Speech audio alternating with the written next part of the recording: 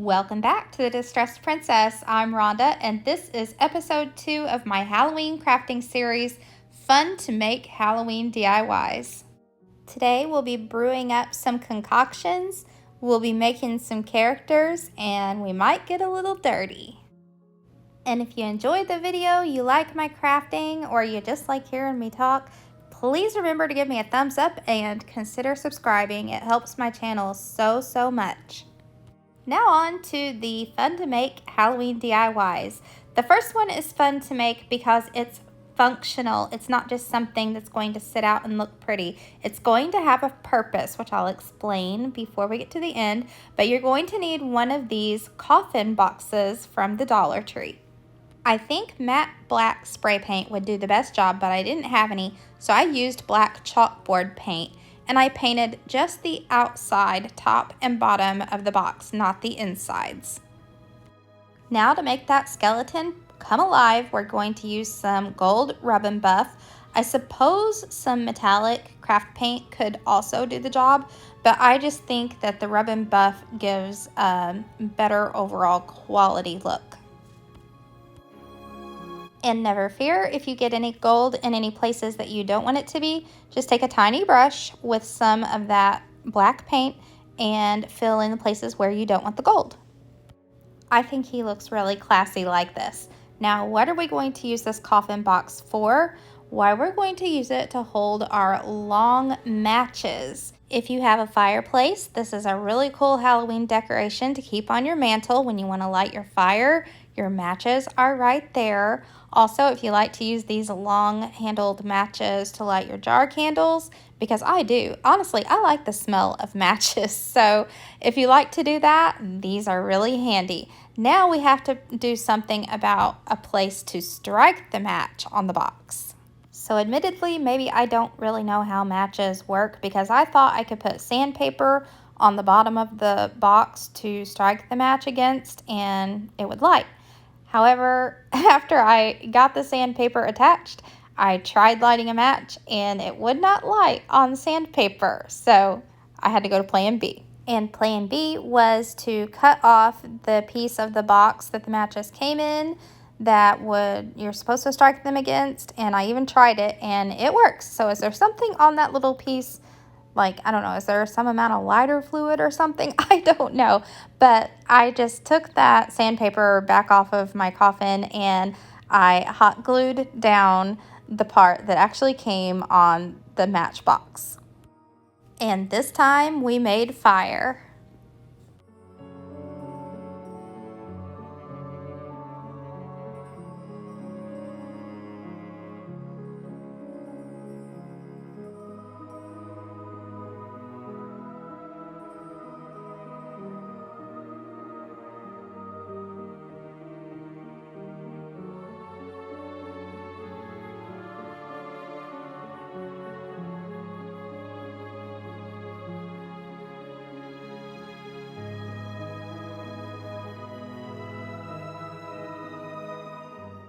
The second fun to make Halloween DIY today is a crystal ball. Now I know there's tons of videos on here for making crystal balls, but I've watched all of them I think, and no one's done it like this. So first of all, you're going to need one of these snow globes that they have out for Christmas time at the Dollar Tree. It is important that you read the instructions because you will need to follow the steps, all except for putting any focal point inside of the crystal ball. We're not putting anything in it but water and some magic powder. And you'll also need one of these jars from the Dollar Tree. It's going to work as a stand for the crystal ball to sit on. So again, I'm using black chalkboard paint. You can get this at the Dollar General store, and I think they have this brand at the Dollar Tree too, but the black chalkboard paint I think works better than just regular black chalk paint. There's a difference. And I think it just looks a lot nicer painting the inside rather than the outside of this jar. Next, you have options. You can decorate your jar however you would like, but I used these gems from the Dollar Tree. Next, you'll need a pitcher for mixing up the stuff that goes inside of the crystal ball. And it needs to be something you don't use with food because you're going to be mixing up some resin dye in it, or actually mica powder. This is the brand that I used. I'll link it in my description box down below. So measure your water by filling your snow globe and then pour the water into the pitcher. And I really had no basis on how much of the mica powder to use, so I just put whatever that is, a little half of a teaspoon, and then I mixed it up to see where we were. This powder has a shimmeriness to it. When it's mixed with water, it looks like swirling crystal ball stuff. It's perfect for a crystal ball, but I think that I might have used a little bit too much powder. Maybe it would have been better for me if I had used less. Now this plastic piece needs to go down inside of the snow globe, and that is what helps keep the snow globe from leaking. So you need to fill the snow globe only to the bottom of where that piece fits inside. I put down a towel in case I spilled, and then I sat the snow globe on top of the lid of the snow globe. And then I thought it'd be a good idea if I stirred this up real good to make sure that none of the powder settled to the bottom, and I carefully poured my mystical crystal ball liquid into the snow globe. I tried to fill my snow globe up just as much as I could without it being overflowing once you put that plastic piece inside, and I was really trying hard not to let there be a pocket of air or air bubble inside. Then the instructions on the snow globe says to use hot glue around the outside edge of the plastic piece. It's going to go down inside, and this is supposed to help prevent leaks. And even though I tried as hard as I could not to have an air bubble at the top of the ball, it still had an air bubble. So I don't really know how to prevent that. Then when you get it all sealed up with the plastic piece inside, then screw on the lid as tight as you can. And you need to use some heavy-duty glue to secure your crystal ball to its stand, and I'm using the Fix-All adhesive from the Dollar Tree, but only because I was out of E6000. Now to hide that white plastic piece on the crystal ball, I'm using some ribbon, just Halloween ribbon that I got from the Dollar Tree probably a couple years ago, and it's going to have to go around a couple of times, but I'm going to use it like sort of like a skirt. And on the second time around, I pinched and made some little pleats and hot glued it like little tacks to make it a little pleated skirt. And then to finish it off and look nicer, I put a thinner piece of shimmery black ribbon from the Dollar Tree all around the top edge. And the funnest thing about this DIY is shaking it up and seeing that shimmery powder inside mixed with the water, and it makes a great crystal ball.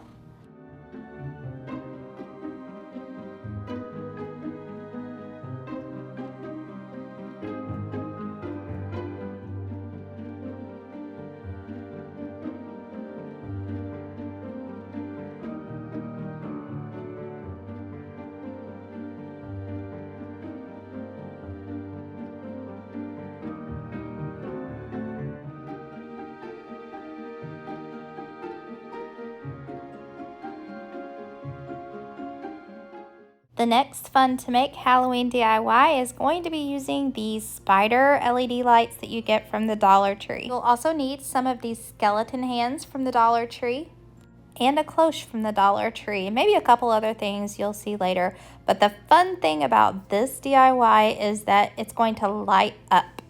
The first step is to hot glue the hands in place, and it's going to take a lot of hot glue. You're going to make a lake of hot glue for these hands to sit down in. And I used my hairdryer on its cold setting to help that hot glue dry. Now you'll make another great big puddle of hot glue, and this is to glue down some moss, and this is some moss that I got from the Dollar Tree. The next fun thing about this Halloween DIY is making this little character that's going to go sit down in front of the hands, which are kind of acting like a tree. I kind of felt like they were like trees. Anyway, these are some of the tiny little decorations at the Dollar Tree. They're supposed to go on a miniature Halloween tree maybe, but I picked out the one in the bunch that looked like a pumpkin shape, and I'm going to paint it up with some white chalk paint. Then taking some black acrylic paint and a teeny tiny brush, I painted a really simple face.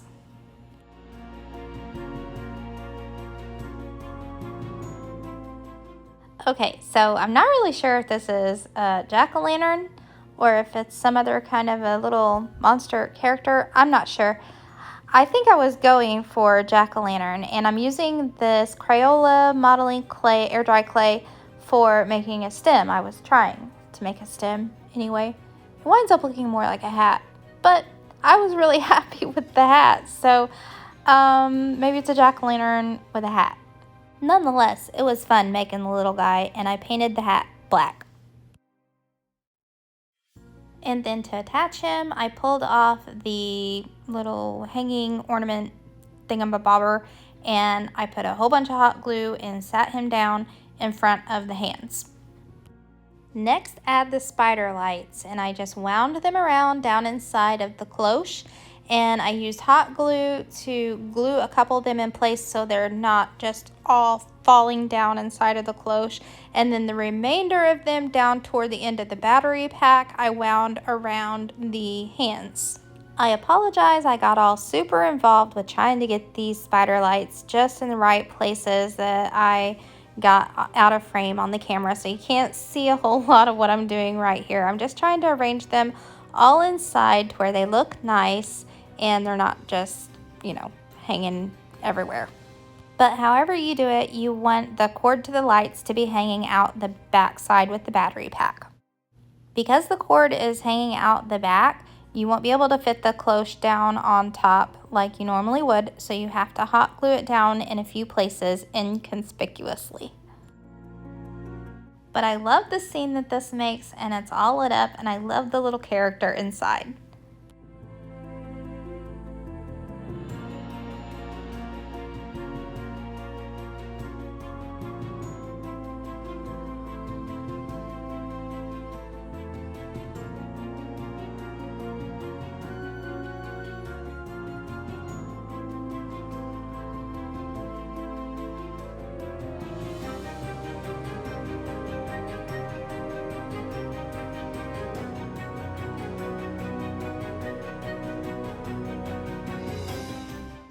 The fun thing about this Halloween DIY is that it is quick and easy to put together, and it makes a big impact. What you'll need is one of these skulls from the Dollar Tree, Dollar General. They sell them about anywhere. You'll need a candle holder. I thrifted this one. A flower from the Dollar Tree, and a hat from the Dollar General store. The skull needs just a little bit of work, and it's easy to make these dollar skulls or $1.25 skulls, depending where you buy it. It's easy to make them look a lot better, and that's just using some Waverly Antique Wax. Just paint it on, and then with a baby wipe or a damp paper towel, just wipe and dab some of it back off, and it makes a great effect. Like, this skull's actually been buried and it's dirty. Now that's a lot better. Put him aside and grab your candle holder and your flower. This flower has a clip. Pull the clip off and hot glue that flower to the top of the candle holder. Your candle holder doesn't have to be wood like this one. Pick up any candle holder that you can find at a thrift store or even at the Dollar Tree. Sometimes they have ceramic ones. And if it's not already black, I would paint it black. Next, hot glue the skull on top of the flower. And lastly, hot glue the hat on top of the skull. Yep, she's fancy. She's ready for your Halloween party.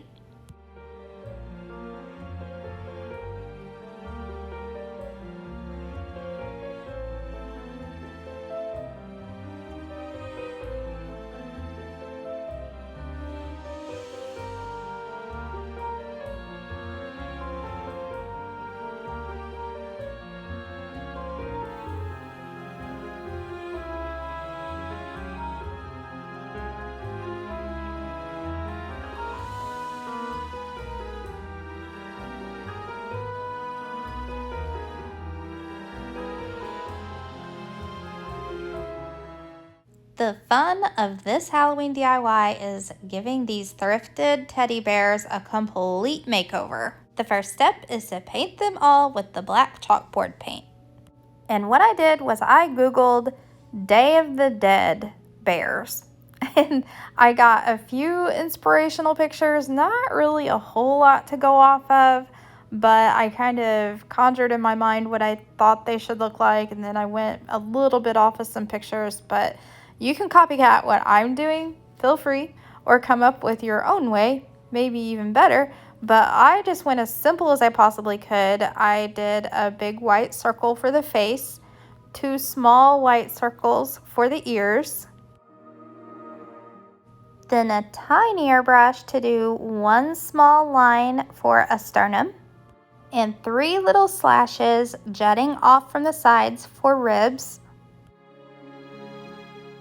And for the arm bones and the leg bones, I kind of just pictured a dog bone in my head, and I did 2 little dots and then a line and 2 more little dots on the other side.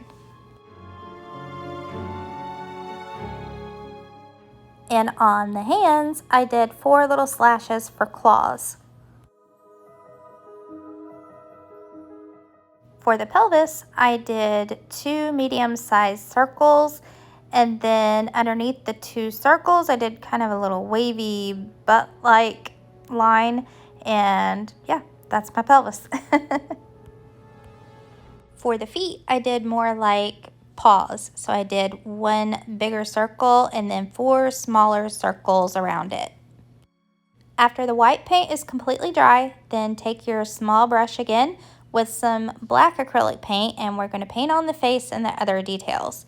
And I just did some ovals for eyes, a little jelly bean nose, and I left a little bit of the white showing in the nose, and then a little crooked mouth with the little skeleton looking slashes on it.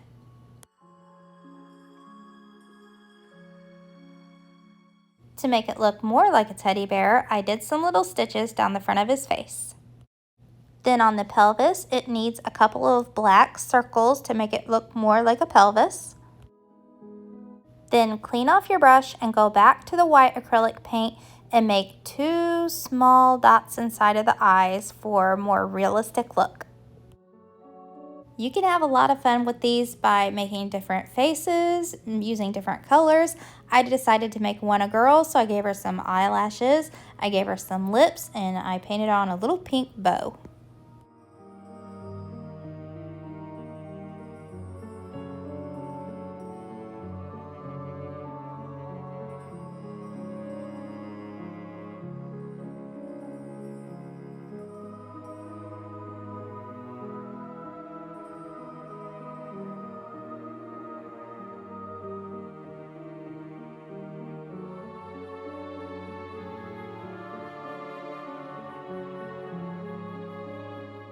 And here's another look at all the fun Halloween DIYs today.